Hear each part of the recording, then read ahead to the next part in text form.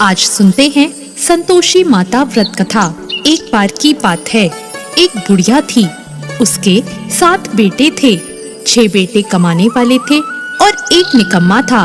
बुढ़िया अपने 6 बेटों के लिए बहुत प्रेम से भोजन बनाती और उन्हें भोजन कराती, और जो भी उनका झूठा बचता वो अपने 7वें बेटे को दे देती।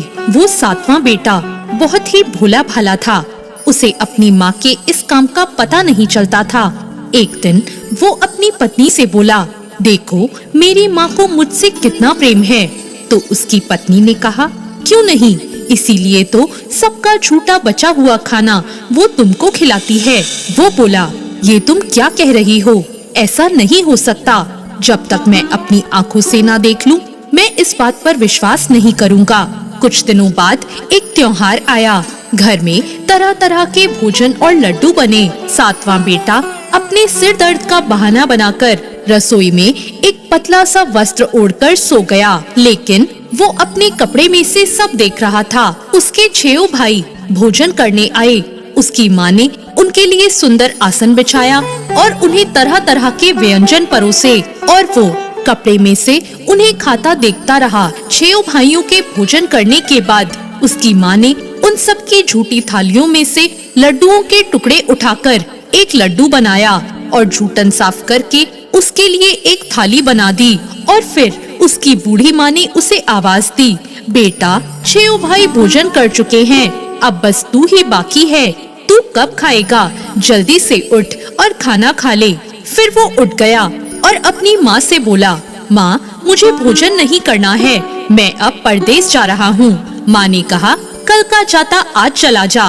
वो बोला, हाँ आज ही जा रहा हूँ। यह कहकर वो घर से निकल गया। चलते समय उसे अपनी पत्नी की याद आई, जो कि गौशाला में उपले थाप रही थी। वो अपनी पत्नी के पास जाकर बोला, मैं परदेस जा रहा हूँ, तुम यहाँ संतोष से रहना। वो बोली, ठीक है चले जाओ, पर मुझे अपनी कोई निशानी दे जाओ जिसे देखकर मैं संतोष से रह सकूंगी। उसका पति बोला, मेरे पास इस अंगूठी के सिवा कुछ नहीं है, तुम इसे ही रख लो।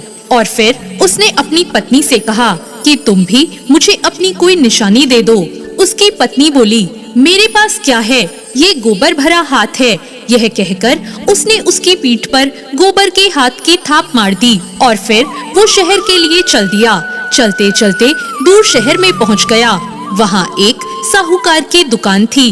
वहाँ जाकर उसने कहा, भाई मुझे नौकरी पर रख लो। साहूकार को भी लड़के की जरूरत थी। साहूकार बोला, रह जा। उसने पूछा, तनख्वाह क्या दोगे? साहूकार ने कहा, काम देखकर ही दाम दूंगा। साहूकार के यहाँ वो नौकरी करने लगा। सुबह 6 बजे से रात 10 बजे तक नौकरी करने लगा और कुछ ही दिनों में दुकान का सारा लेन देन, हिसाब किताब सब कुछ उसने संभाल लिया और साहूकार ने भी खुश होकर उसे आधे मुनाफे का हिस्सेदार बना लिया। कुछ ही वर्षों में वो वहाँ का नामी सेठ बन गया और साहूकार भी अपना सारा कारोबार उसकी जिम्मेदारी पे छोड़कर चला गया। अब उस 7वें बेटे के अपने घर से चले जाने के बाद उसकी पत्नी को सास ससुर दुख देने लगे। सारी गृहस्थी का काम उससे करवाने के बाद भी उसे लकड़ी लेने जंगल भेज देते और उसे भूसे से बनी हुई रोटी और फूटे नारियल में पानी देते। इस तरह उसके दिन बीत रहे थे। एक दिन वो लकड़ी लेने जंगल जा रही थी। उसने देखा रास्ते में बहुत सी औरतें संतोषी माता का व्रत कर रही हैं। वहाँ खड़ी होकर वो भी कथा सुनने लगी और उसने बाद में पूछा कि तुम कौन सा व्रत कर रही हो और इस व्रत करने से क्या होता है? तभी उनमें से एक ने कहा, सुनो, ये संतोषी माता का व्रत है। इसे करने से निर्धनता और दरिद्रता का नाश होता है, लक्ष्मी आती है, मन की चिंताएं दूर हो जाती हैं, सुख समृद्धि और प्रसन्नता आती है। किसी पे मुकदमा चल रहा हो तो खत्म हो जाता है, सभी रोग दूर हो जाते हैं और कोई प्रीतम बाहर गया हो तो शीघ्र ही लौटकर आ जाता है। ये सब जानकर उसने संतोषी माता का व्रत करने की विधि पूछी। उन लोगों ने उसे संतोषी माता के व्रत की विधि बताई। सारी विधि जानकर उस बहू ने अपनी लकड़ी को बेच दिया और उनके पैसों से गुड़ चना लेकर माता के व्रत की तैयारी में चल पड़ी। आगे जाकर वो संतोषी माता के मंदिर में पहुंची और माता से कहने लगी, माँ मैं अज्ञानी हूँ, व्रत के कुछ नियम नहीं जानती, मैं बहुत दुखी हूँ। माता, मेरे दुख दूर कर दो, मैं तुम्हारी शरण में आई हूँ। माता को उस पर दया आ गई। एक शुक्रवार का व्रत होने के बाद ही दूसरे शुक्रवार को उसके पति का पत्र आया और तीसरे शुक्रवार का व्रत रखने के बाद उसके पति का भेजा हुआ पैसा उसके पास आ गया। यह सब देखकर वो माता के मंदिर में आकर रोने लगी। उसने माता से कहा, माँ, मैं पैसे नहीं चाहती, मैं तो अपने पति का दर्शन मांगती हूँ। तब माता ने प्रसन्न होकर कहा, जा बेटी, तेरा पति घर आएगा। यह सुनकर वो बहुत खुश हो गई और घर जाके अपना काम करने लगी। और फिर संतोषी माता ने उसके पति के सपने में जाकर उसको उसकी पत्नी की याद दिलाई और उससे कहा, घर जा, तेरी पत्नी तेरा इंतजार कर रही है, तेरे माँ बाप उसे बहुत दुख दे रहे हैं। वो बोला, हाँ माँ, लेकिन मैं घर कैसे जाऊँ? बात परदेश की है, लेन देन का बहुत हिसाब किताब है, कोई जाने का रास्ता नजर नहीं आता। संतोषी माता ने कहा, मेरी बात मान, सुबह उठकर नहा धोकर संतोषी माता का नाम ले, घी का दीपक जला और उन्हें दंडवत प्रणाम कर कर दुकान पर बैठ जा। देखते देखते तेरा सारा लेन देन चुक जाएगा, जमा हुआ सारा माल भी बिक जाएगा और शाम होते होते धन का ढेर लग जाएगा। अब सुबह उठकर उसने ऐसा ही किया। नहा धोकर दीपक जलाकर संतोषी माता को प्रणाम किया और फिर अपने काम पर बैठ गया। और थोड़ी ही देर में देने वाले लोग रुपया लाने लगे और लेने वाले लोग हिसाब करने लगे। भंडार में भरा हुआ सारा माल भी बिक गया और शाम तक धन का भारी ढेर लग गया। माता का चमत्कार देखकर वो बहुत प्रसन्न हो रहा था। वहाँ का काम निपटाकर वो तुरंत अपने घर के लिए रवाना हो गया। उसकी बेचारी बहू जंगल में लकड़ी लेने जा रही थी। लौटते वक्त माता के मंदिर में आराम करने लगी। वहाँ उसने धूल उड़ती हुई देखी और माता से पूछा, माता, ये धूल कैसे उड़ रही है? माता ने कहा, तेरा पति आ रहा है, अब तू ऐसा कर, लकड़ियों के 3 बोझ बना ले, एक नदी के किनारे रख दे, दूसरा मेरे मंदिर में और तीसरा अपने सिर पर रखकर घर ले जा। इन लकड़ियों का गट्ठर देखकर तेरे पति के मन में तेरे लिए मोह पैदा होगा। माता की बात मानकर उसने वैसा ही किया और फिर उधर से उसका पति आया। सूखी लकड़ी देखकर उसके मन में इच्छा हुई कि उसे भोजन बनाकर खा पी कर ही गांव जाना चाहिए। वहाँ थोड़ा विश्राम करके खा पी कर वो अपने घर के लिए निकल पड़ा। उसके पति के घर आ जाने के बाद वो लकड़ी का गट्ठर लेकर घर पहुँची और अपनी सास को आवाज लगाकर बोली, सासू माँ, लकड़ियों का गट्ठर ले आई हूँ, लाओ, भूसे की रोटी दे दो और टूटे नारियल में पानी दे दो। ऐसा सुनकर उसकी सास अपने दिए हुए कष्टों को भुलाने के लिए कहने लगी, ऐसा क्यों कह रही है? तेरा पति आया है। उसकी आवाज सुनकर उसका पति बाहर आ गया। उसने अपने पति को अंगूठी दिखाई। अंगूठी देखकर वो व्याकुल हो गया। उसको उस हालत में देखकर उसने अपनी माँ से कहा, माँ, ये कौन है? माँ ने कहा, ये तेरी पत्नी है, सालों बीत गए हैं, जब से तू गया है गांव में इस तरह भटकती रहती है, कोई कामकाज भी नहीं करती और आकर खा पी कर सो जाती है और अब तुझे देखकर भूसे की रोटी और नारियल में पानी मांगकर मुझे शर्मिंदा करना चाहती है। उसका पति बोला, माँ, मैंने तुझे भी देखा और इसे भी, तू मुझे दूसरे घर की चाबी दे दे, मैं उसी में रहूंगा। माँ बोली, ठीक है, जैसी तेरी मर्जी। यह कहकर उसने चाबी का गुच्छा पटक दिया। वो अपनी पत्नी के साथ दूसरे घर में रहने लगा और वहाँ उसके राजा के महल जैसे ठाट बाट हो गए। इतने में शुक्रवार आया।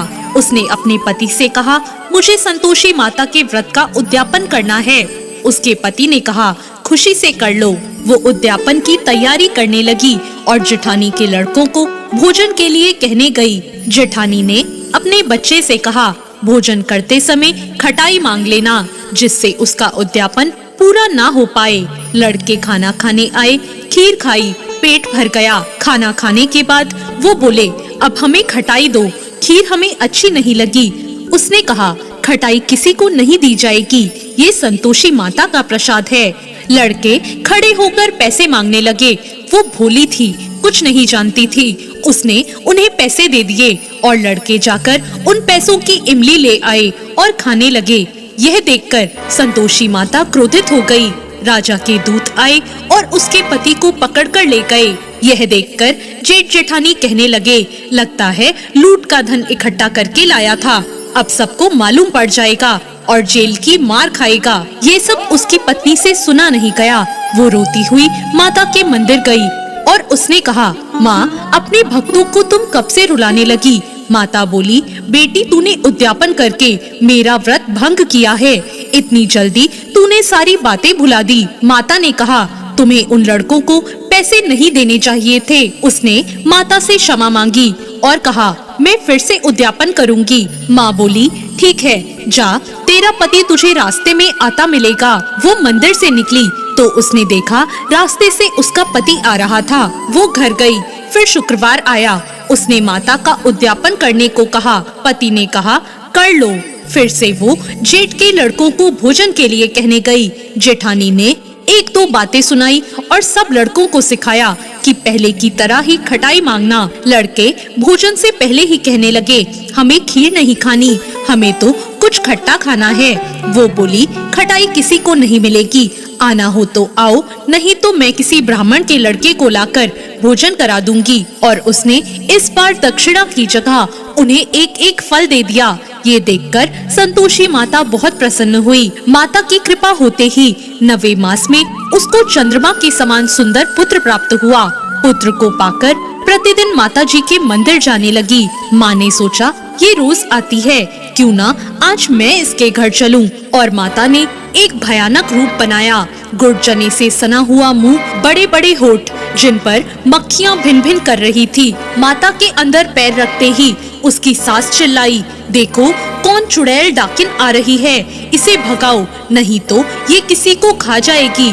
उसके लड़के चिल्लाकर खिड़की बंद करने लगे, लेकिन बहू ये सब देख रही थी। माता को देखते ही वो दौड़ती हुई आई और बोली, आज मेरी माता जी मेरे घर आई है। और वो अपनी सास से बोली, माँ, मैं जिन माता का व्रत करती हूँ ये वो ही हैं, ये ही संतोषी माता हैं। इतना कहकर उसने झट से सारे किवाड़ खोल दिए। सबने माता जी के चरण पकड़ लिए और विनती करने लगे कि माता, हम सभी मूर्ख और अज्ञानी हैं, तुम्हारे व्रत की विधि हम नहीं जानते। व्रत भंग करके हमने बहुत बड़ा अपराध किया है। आप जगत की माता हैं, हमसे प्रसन्न होकर हमारे अपराध को क्षमा करो। माता ने सभी को क्षमा कर दिया। तो ये थी संतोषी माता की व्रत कथा। जैसा बहू को प्रसन्न होकर फल दिया, माता वैसा फल सबको दे। ऐसी और कहानियों के लिए हमारे चैनल भक्ति